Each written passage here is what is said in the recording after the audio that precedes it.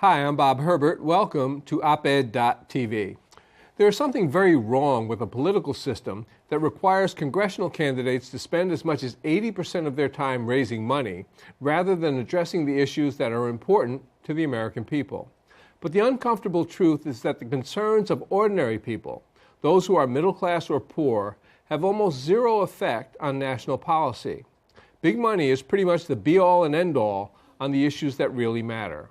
We'll talk about this with my guest, an expert on voting rights and the pressing issue of money in politics.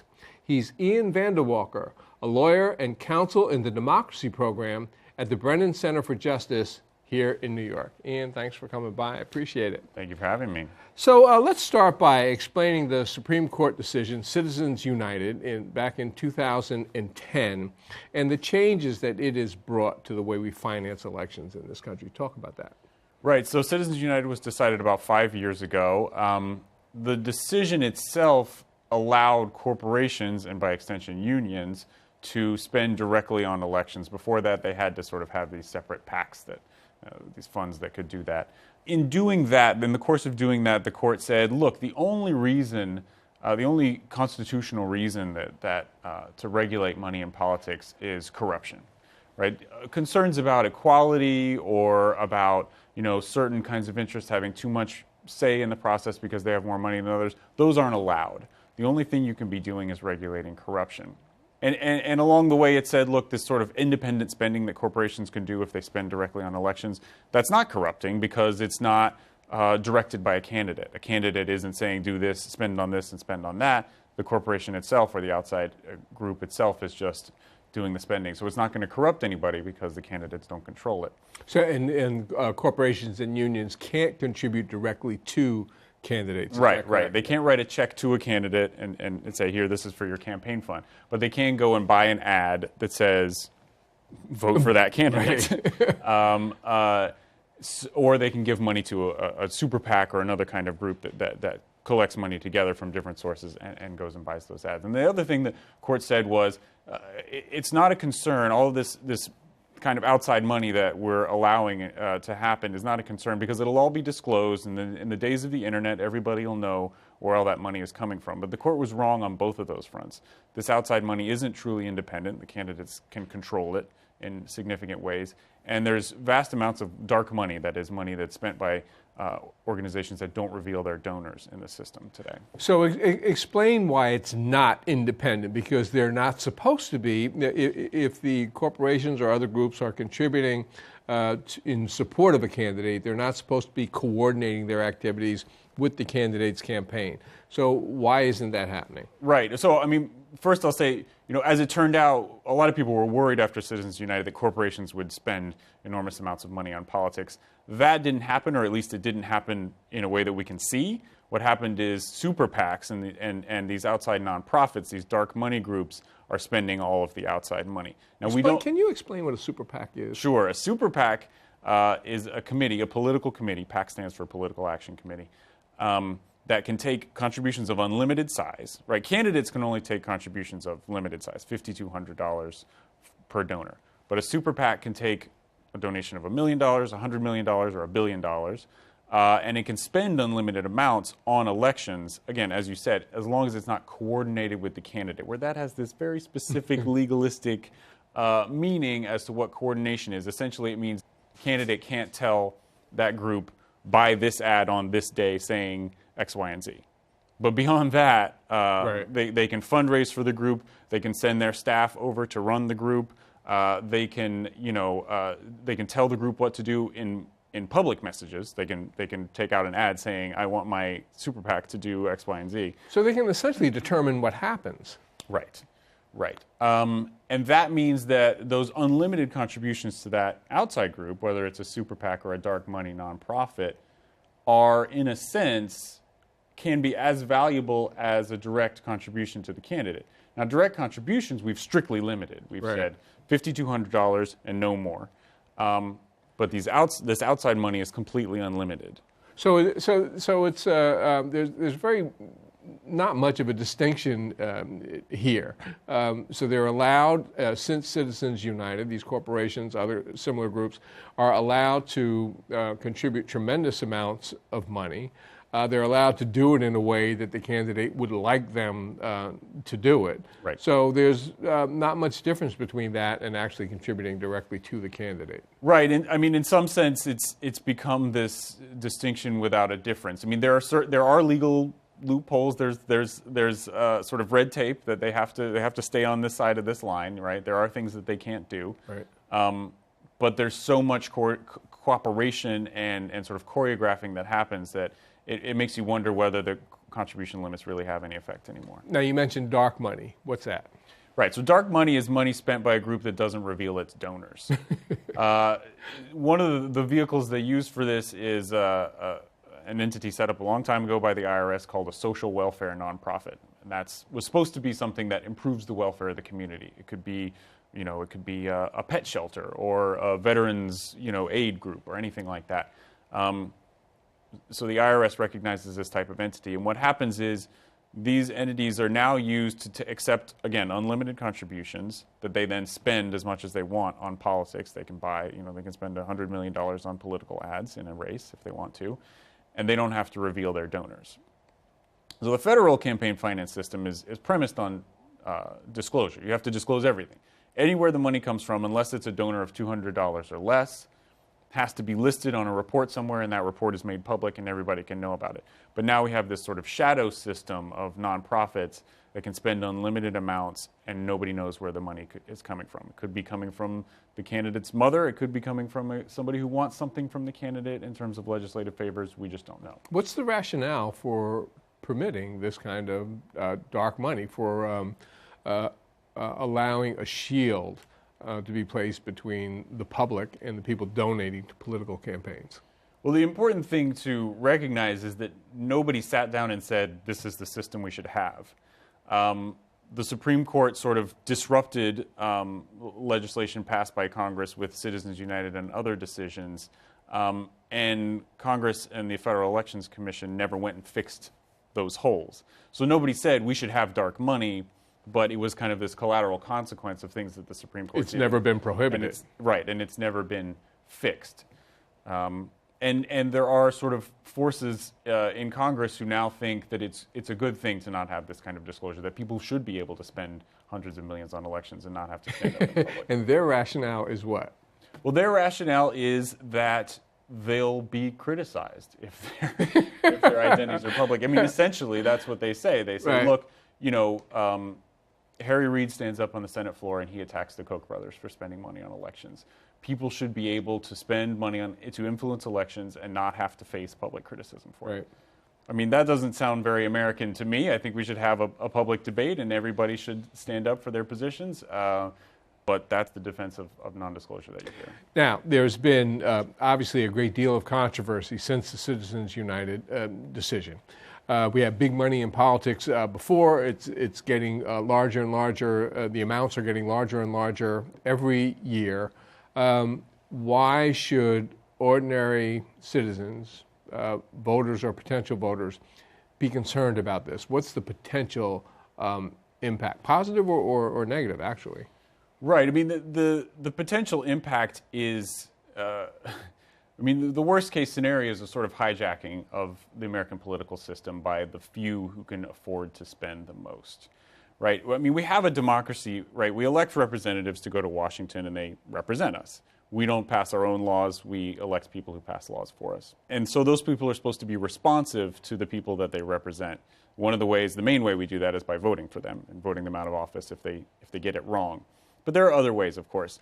Now imagine a system where everybody in Congress had to sit in a room for several hours a day and listen to what their constituents had to say. They just had to listen. They had to talk one-on-one with constituents every single day. In addition to having the vote, that would be a system where presumably those people would be much more responsive to what their constituents want. They would know what they're worried about in their district and in the nation. They would know what solutions people think are promising. The fact is, we do have that system today. But those elected officials aren't talking to constituents. They're fundraising. They're calling the richest people whose phone number they have, and they're trying to get donations in amounts of $5,200. Senators have to raise over $3,000 a day for a 6-year term to get enough money to make the average amount that a winning Senate reelection campaign costs. So we have a process where these representatives are sort of a captive audience to donors, to people who can afford to give thousands of dollars. So they know what those people want. They know what those people care about. The average constituent doesn't get that kind of attention. So it's a skewing of the responsiveness toward those big donors and away from the average constituents. And where those two groups have different policy preferences, it's the policy preferences of the rich that win out in Washington. And these office holders or candidates know that if they don't respond to the wishes of these large donors, that money will dry up. They will not continue to get the donations. The donations will go elsewhere. Right, exactly. And the same pattern plays out in terms of outside money. If you know there's a super PAC that cares about whatever, is opposed to some environmental regulation, and you are sort of on record as supporting that, then you can count on them to attack you unless you change your mind, right? And the other way. So these interest groups that sort of have their policy preferences known and their spending power, either to attack or support, known, sort of get their way in virtue of that spending power rather than grassroots support or support among the people or the public good. So how is this, let's take office holders at the federal level, in Congress, in the House of Representatives and in the Senate. You mentioned that senators need to raise $3,000 a day, roughly, in order basically to stay in office. Right. I think for the House it's something like $1,800 right. a day. So how do they go about raising that money, and how much time and effort do they have to put in order to do that?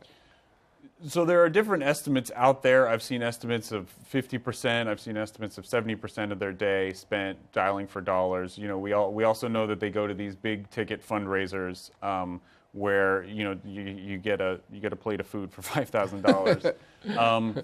The contribution limits mean that they can't raise that money in chunks bigger than $5,200. There are ways around that. You can have a leadership PAC and a joint fundraising committee. You can sort of build that up a little bit. But that means they have to raise money from a lot of different $5,000 plus donors.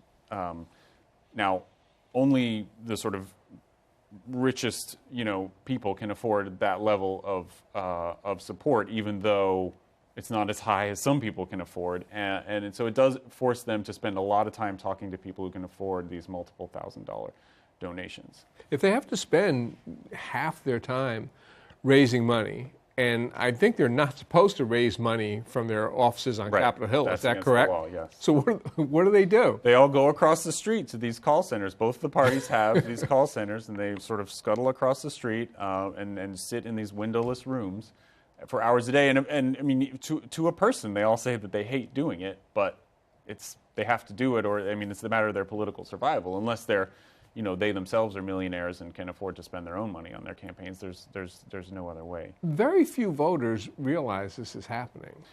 That's right. The thing that voters see is the ads, and that's where a lot of the money is going. There's this arms race in terms of candidates raising money because they know the outside groups have the money, and they know the other guy on the other side is going to have the money. And how that filters down to voters, by and large, is ads. A lot of which are negative, a lot of which are very repetitive, right. and turn people off. But sort of that's what all this money is going to, essentially, is ads. Now, the Brennan Center has been monitoring and analyzing spending on U.S. Senate races since the Citizens United decision. What have you guys found? Well, we found that the costs have increased. Especially in terms of this outside spending, this super PAC and these sort of nonprofits, groups that aren't the candidates, essentially. That money has actually increased, and it's become a bigger piece of the pie. That is, they're spending more relative to the candidates. So outside money overall has increased. It's doubled since 2010, essentially, to almost $500 million. It's doubled in 5 years. Less than 5 years, not quite 5 years. Right. The three cycles from 2010 to 2012, 2014, outside money has doubled. And candidate spending has not kept pace. So these outside groups are actually becoming sort of the bigger spenders in elections. In some of the most competitive Senate elections, candidates were outspent by outside groups, sometimes by twice as much. So that means, when you see all those election ads and you think, well, the candidate is talking to me. No, a lot of times the candidate is not talking to you. It's some interest group that's based in Washington, or some nonprofit, or some environmental group, or some labor union group, some anti-government regulation group that's spending money on those ads and controlling those messages. There seems to be no end to the escalation of dollars here. So now we've got a presidential election coming up next year. Right. The Koch brothers, I think, have already announced that they're going to spend close to $900 million on this cycle, both in the presidential race and in congressional elections. Barack Obama, the last time around, set the record for spending for a presidential campaign. And the assumption is that if Hillary Clinton runs, she'll spend even more. Where's the end game here? Is there no end in sight here? It's hard to see what's going to limit the total amounts spent. I mean, it's an arms race. Everybody wants to spend more than the other guy, and that will sort of always increase the amount of spending. I think, it's easy to focus, although it's upsetting, to focus on the total amounts spent. I think what's more important is where that money is coming from. Right now, we have a system where the great majority of that money is coming from a very small number of people. I mean, super PACs, since 2010, all super PACs together have spent about $1 billion. And 60% of that, $600 million, has come from about 200 people. So that's a tiny percentage of the population. This is a country of 315 million, right, or whatever. So the total amount of money spent, I mean, every once in a while you see this argument, well, we spent $6 billion in Halloween candy last year, so it's not such a bad thing that we spend this much money on elections. It's true, it's not a bad thing that we spend a lot of money on elections because they're very important. But the problem is the great majority of that money is being spent by this tiny, tiny slice of Americans and so they get to call the shots. If we spent money the way we spend on Halloween candy, we all spent a little bit and we all owned a piece of it. Right. That would be much better. And then the total amount wouldn't matter because we would all own it. And then this tiny portion, I mean, they represent the very well-to-do in this society, corporations and individuals. So explain how their interests are just fundamentally different from the interests of ordinary working Americans. Well, political scientists like Martin Gilens and Larry Bartels have found that if you look at surveys by income slice, that the richest 10% have sort of systematically different policy preferences from the rest of us, and that those policy preferences are the ones that hold the day in Washington. I mean, the classic example, I think, of this is debt. The richest people tend to be concerned with the national debt, whereas people lower on the income scale tend to be more concerned with things like jobs and wage security. And you look at the debate in Washington, especially in the 113th Congress, the search for a grand bargain and let's pay down the debt. That's what people were talking about because that's what the richest care about. And things like jobs and minimum wage increases and job security were not as big on the table as those other things. And then if you're middle class or you're poor and you want to be civically engaged, there's no real way to leverage the process, to get a hearing. I mean, you don't have access. Well, look, there are a lot of things. It's not all doom and gloom. There are a lot of things. It seems kind of gloomy.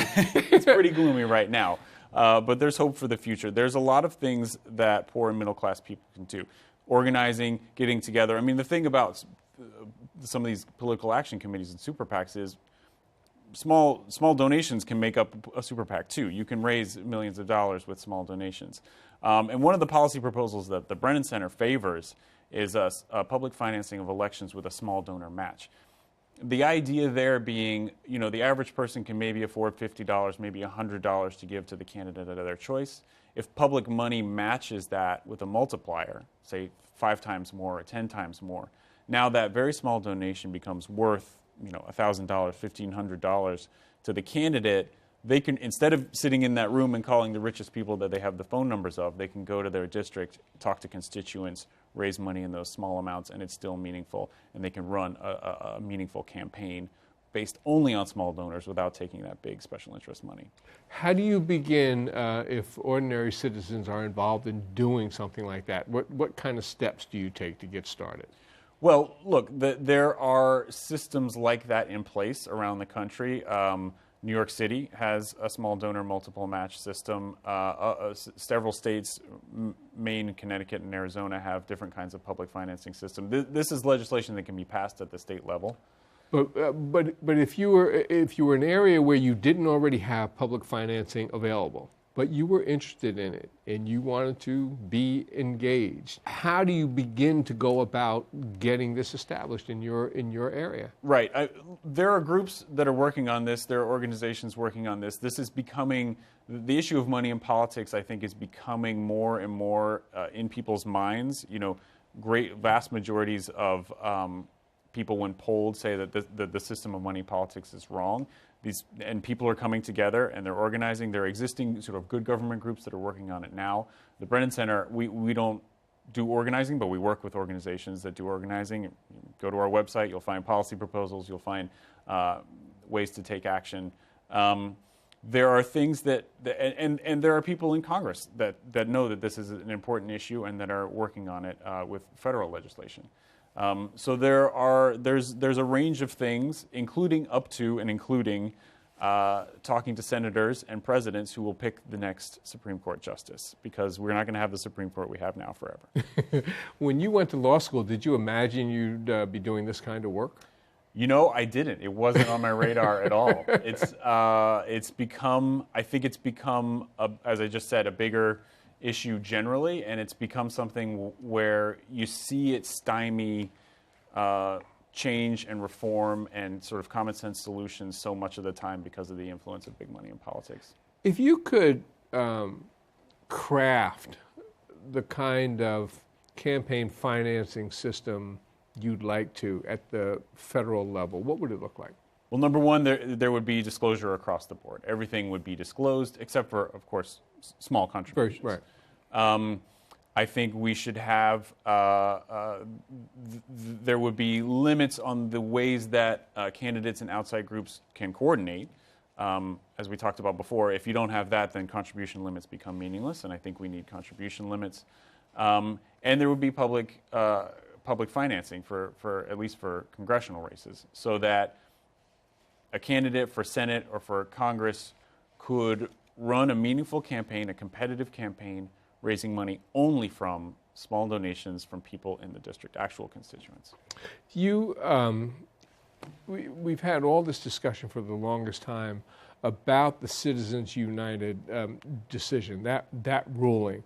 We've only got a minute or less, but do you think it was properly decided? Was there a rationale for that, or did the court just make a big mistake?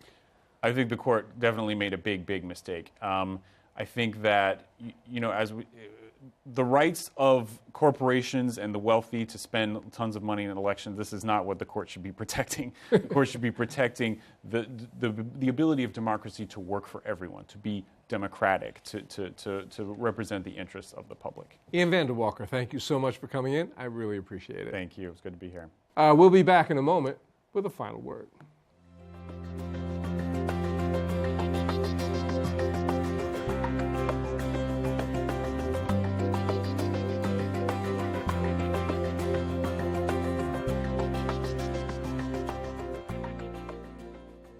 Let me see if I've read this correctly.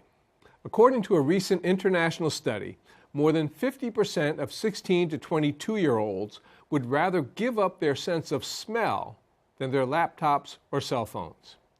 Can we give this a little thought? If you were to give up your sense of smell, you would forever lose that fabulously warm and enveloping aroma of a home-cooked meal, including hot, freshly baked desserts, and hot coffee and hot chocolate, and the bouquet of a fine wine. Think of the glorious scent of a field of flowers on a spring morning, or that first hint of the refreshing, slightly salty smell of the sea air as you're approaching a beach on a summer afternoon. All of that would be lost if you gave up your sense of smell. Maybe these young respondents didn't realize that when you lose your sense of smell, you also lose your sense of taste. So the delicious flavor of all your favorite foods, history.